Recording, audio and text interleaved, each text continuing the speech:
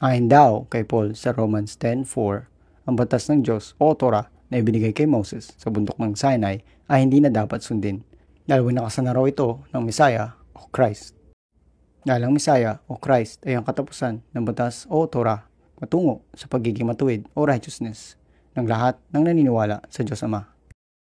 Ganun pa man, bakit tila iba ang sinasabi ng Messiah o Christ sa Matthew 5:17-19? Huwag isipin na nagtungo ako rito upang sirain ang batas o Torah o ang mga propeta o Nevi'im. Hindi ako nagtungo rito upang sirain, ngunit upang tuparin o gawin. Dahil sa katotohanan, sasabihin ko sa inyo, hanggang saan man sa langit at sa lupa ang masira, isang katiting o kahit isa sa pinakamaliit na batas o Torah ay hindi kailanman masisira mula sa batas o Torah, hanggang saan man sa lahat ng ito ay matutupad o gagawin.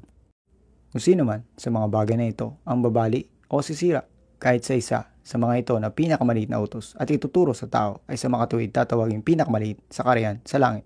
Ngunit sino man, saan man siya, ang gagawa o tutupad at magtuturo ng mga ito ay tatawaging dakila sa kaharian sa langit. Ngayon, upang mabigyang linaw ang lahat, kailangan nating tingnan ang original translation o pinagsalinang wika sa Romans 10:4. At ito ang mababasa natin sa original translation o pinagsalinang wika sa Romans 10:4. Gar, Christas, telas, namas, ais, dikayasune, pas, pistuo. At kapag sinali naman natin ito sa Tagalog, gar dahil Christas, Kristo, telas, tulo, namas, batas, ais, patungo, dikayasuno, pagiging matuwid, pas, lahat, pistuo, naniniwala. At kung ayusin natin, ito ang kalalabasan. Dahil ang Messiah o Christ ay ang dulo o huling bahagi ng batas o Torah patungo sa pagiging matuwid o righteousness ng lahat ng naniniwala sa Diyos Ama.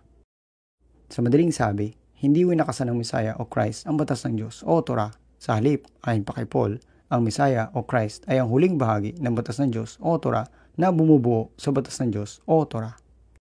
At mula pa rin sa sulat ni Paul sa mga taga-Roman sa Romans 2:13, dahil ang nakikinig sa batas o Torah ay hindi kailanman matuwid o righteous sa harapan ng Diyos Ama.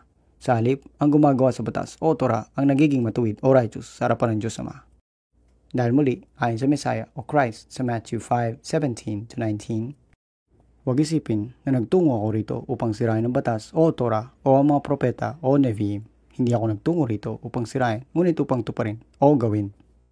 Dahil sa katotohanan, sasabihin ko sa inyo, hanggang saan man sa langit at sa lupa ang masira, isang katiting o kahit isa sa pinakamaliit na batas o Torah ay hindi kailanman masisira mula sa batas o Torah, hanggang saan man sa lahat ng ito ay matutupad o gagawin.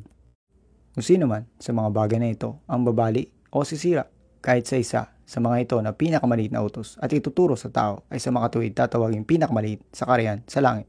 Ngunit sino man, saan man siya, ang gagawa o tutupad at magtuturo ng mga ito ay tatawagin dakila sa kaharian sa langit.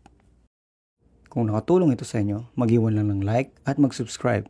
Kung nais niyong tumulong pabalik, maaari kayo mag-donate sa aming Coffee o Patreon. Ang mga link ay makikita sa description. Salamat at pagpalain kayo ng Diyos Ama.